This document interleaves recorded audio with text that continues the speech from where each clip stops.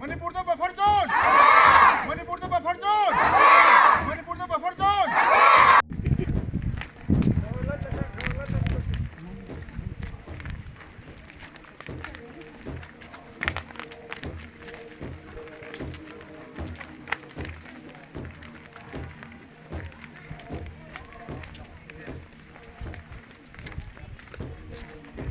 खरा लाओ भाई भाई दो कोई हम कट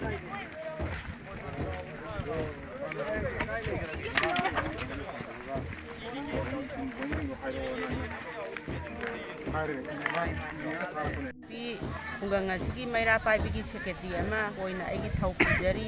अदुगा आइगी इमिंग सलाम ओंबी अंगोक्तोंबी देवी कौजे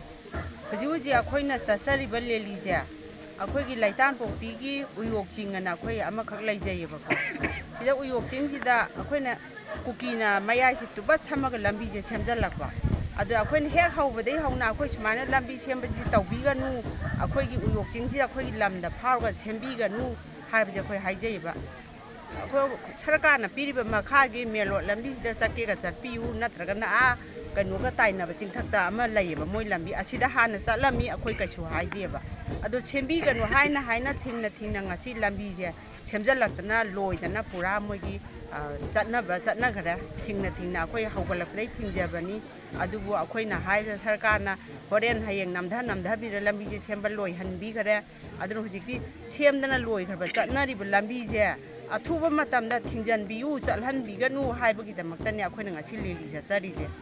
अदुगा अखोइना अखोइगी मणिपुरगी सरकार अदुगा गवर्नर अखोइ सिदाजु अखोइ कयारग हन्ना हाइजखरबनेबा